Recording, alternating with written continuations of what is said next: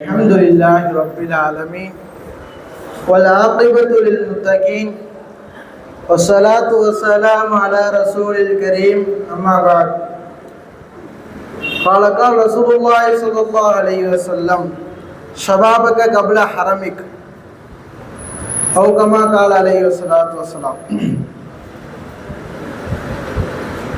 எல்லா புகழும் புகழ்ச்சியும் அல்லாஹ்வுக்கே உரித்தாக. கண்ணியமானவர்களே, மெய்யுணர்வு வேண்டும் இளைஞர்களே. மெய்யுணர்வு என்ற என்ன? பகுத்தறிவு. நாம் எப்படி இருக்கிறோம், எந்த இதிலே இருக்கிறோம் என்று சிந்திப்பது தான் மெய்யுணர்வு வேண்டும் இளைஞர்களே. அல்லாஹ் தஆலா மனிதர்களை படைப்பதை பற்றி பேசும்போது குர்ஆன்ல கூறான், அல்லாஹ் உள்ளதி خلقكم من لعف ثم جعل من بعد لعف قوة ثم جعل من بعد قوة لعفا وشيبا.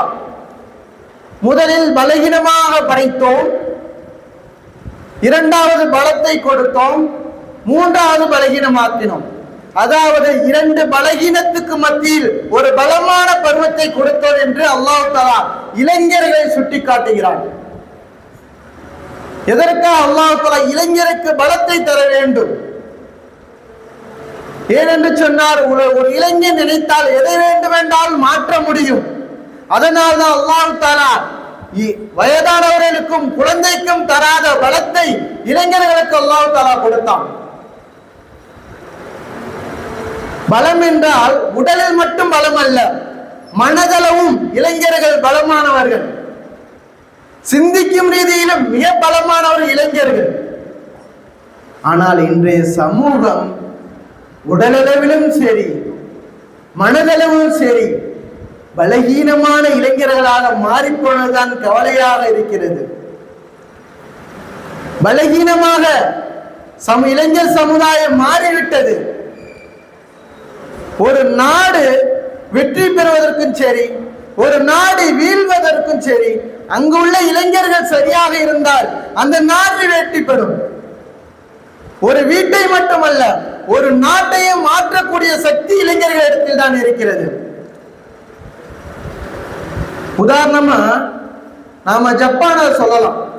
ஜப்பான்ல இரண்டாவது உலக போர் நடந்தப்ப அமெரிக்கா ஹிரோஷிமா நாகசாக்கி என்ற ஒரு குண்டு போட்டாங்க. போட்டதுக்கு அப்புறம் எல்லாரும் சொன்ன வார்த்தை, ஜப்பான் அவ்வளவுதான், மேப்ல இருந்து அழிக்கப்பட்டுடுச்சு, மீண்டும் வராது அப்படின்னு சொன்ன வார்த்தை. அந்த இளைஞர்கள் கல்வியை கொண்டு முன்னேறினார்கள், இளைஞர்கள் ஒன்று சேர்ந்து முன்னேறினார்கள். இன்றைக்கு ஜப்பான் என்பது மிகப்பெரிய ஒரு நாடாக, பெயர் சொல்லக்கூடிய நாடாக மாறியதற்கு முக்கிய காரணம் அங்குள்ள இளைஞர்கள் தான். இப்படி பல நாடுகளை நாம் உதாரணமாக சொல்லிக்கொண்டே போகலாம். அதே இந்த பக்கம் பார்த்தா இளைஞர்களின் தடுமாற்றத்தினால் ஒரு நாடு நாசமானது. ரோமபுரி இளைஞர்கள் போதையிலே மூழ்கினார்கள், அந்த நாடு வீழ்ச்சியிலே போனது. இதே போன்று ஒரு நாடு வெல்வதற்கும் ஒரு நாடு வீழ்வதற்கும் முக்கிய காரணம் இளைஞர்கள் மட்டும்தான். அப்படிப்பட்ட இளைஞர்கள் இன்றைக்கு நம்முடைய சமூகத்தில் நமது நாட்டிலே எப்படி இருக்கிறார்கள்?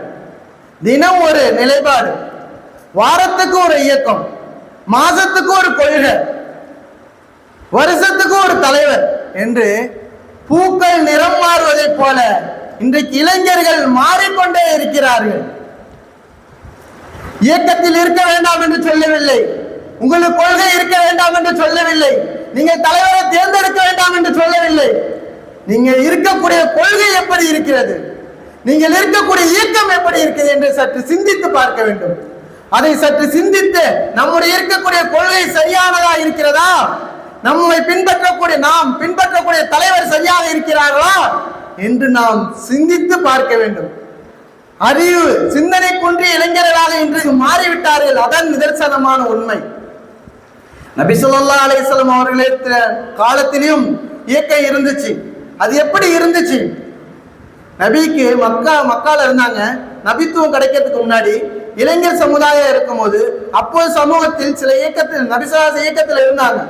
அவங்களுக்கு என்ன வேலைன்னா மக்காவுக்கு வரக்கூடியவர்கள் நல்ல முறையில ஹஜ்ஜி செஞ்சுட்டு போகணும், நல்ல முறையில போகணும்ட்டு அந்த இயக்கம் இருந்துச்சு.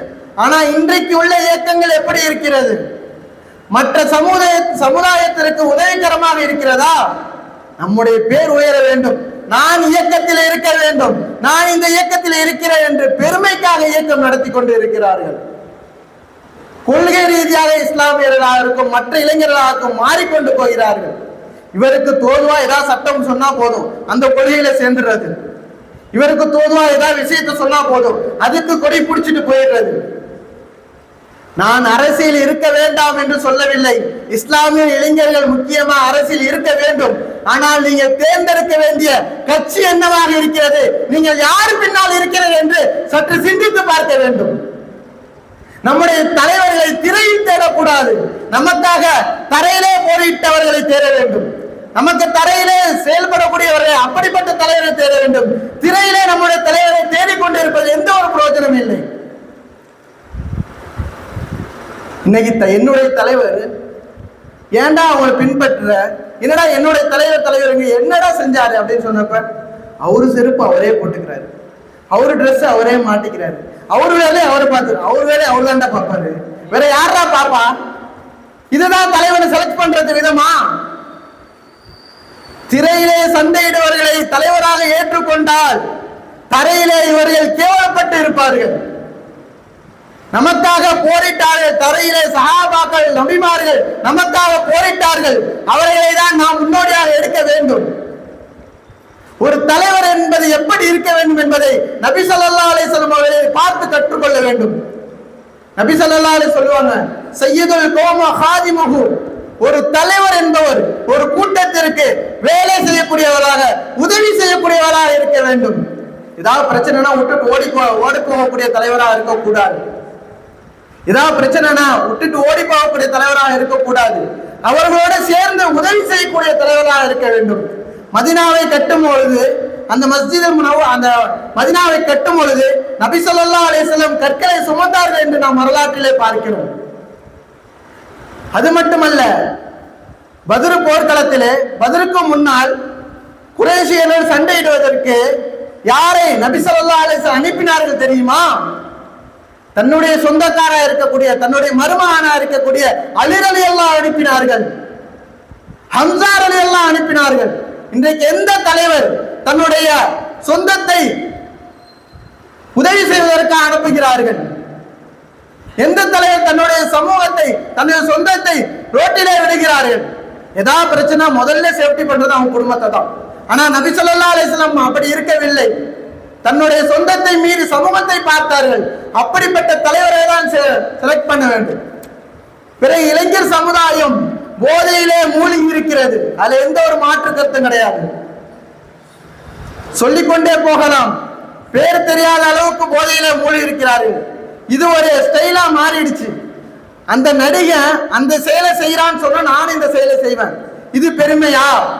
ஒரு தலைவன் என்பது இப்படிதான் இருக்க வேண்டுமா? ஒரு இளைஞர் என்பவன் சிந்தனை குன்றியவராக இருக்கக்கூடாது, நாம் யாரை பின்பற்ற வேண்டும் என்று பகுத்தறிவுடையவராக இருக்க வேண்டும். இந்த இளைஞர்கள் பகுத்தறிவு இல்லாமல் மாறி போய்விட்டார்கள். சென்னையில ஒரு கருத்தரங்கு நடக்கும்போது மனநல மருத்துவர் கருத்தரங்கு நடத்தும் போது சொல்றாங்க, இன்னைக்கு அதிகமான இளைஞர்களுக்கு வரக்கூடிய நோய் என்ன தெரியுமா? ஐஏடினா இன்டர்நெட் அடிஷன் டிஸார்டர், அதாவது இன்டர்நெட்ல மூழ்கி இருக்கிறது. இன்டர்நெட் இல்லாம ஒரு வாழ்வதே இல்லை, இன்டர்நெட்லயே மூழ்கி இருக்கிறது. அதுதான் இன்னைக்கு மிகப்பெரிய இளைஞர்களுக்கு மத்தியில மிகப்பெரிய ஒரு ஆபத்தாக இருக்கிறது, மிகப்பெரிய ஒரு நோயாக இருக்கிறது. இன்டர்நெட் இல்லாட்டி அவன் அழிஞ்சு போயிடுவான். அப்படிதான் இஸ்லாமிய சமூகம், இஸ்லாத்தில் சில இளைஞர்கள் சமூகம் அப்படி இருக்கிறது. சில இளைஞர் சமுதாயம் இன்னும் துடிப்பாக தான் இருக்கிறார்கள். இதற்கு முன்னால் வாழ்ந்தவர்கள் தன்னுடைய பெற்றோரை எல்லாம் விட்டு சென்றார்கள். எதற்காக? இஸ்லாத்திற்காக. முஸஅப் இப்னு உமைர் அவங்களை பத்தி நான் சொல்ல தேவையில்லை. மதீனாவுக்கு நபி ஸல்லல்லாஹு அலைஹி செல்வதற்கு முன்னால் இஸ்லாம் அங்கு பரவி இருந்தது. காரணம், அந்த இளைஞர் முஸஅப் இப்னு உமைர் அவர் அங்கு சென்ற தஅவா செய்தது. இன்றைக்கும் பெற்றோரை விட்டு செல்கிறார்கள். அவர்களுக்காக அல்ல, தன்னுடைய தலைவர்களுக்காக, தன்னுடைய கொண்டிருக்கக்கூடிய கொள்கைக்காக. இப்படி இஸ்லாமியர்கள் மட்டுமல்லாமல் மற்ற இளைஞர்களும் வீழ்விலே சென்று கொண்டிருக்கிறார்கள். எனவே அல்லாஹ் தஆலா நமக்கு கொடுக்கப்பட்ட மிகப்பெரிய ஒரு ஆயுதம் பகுத்தறிவு. அதை சிந்தித்து நாம் யாரை பின்பற்ற வேண்டும், எப்படி இருக்க வேண்டும் என்று இஸ்லாமுக்கு கற்றுக் கொடுத்திருக்கிறதோ அதை போன்று வாழ்வதற்கு தௌஃபீக் செய்வானாக. வாஹிர் தாவானா அனில் ஹம்துலில்லாஹி ரப்பில் ஆலமீன். அஸ்ஸலாமு அலைக்கும் வரஹ்மத்துல்லாஹி தஆலா வபரகாத்துஹு.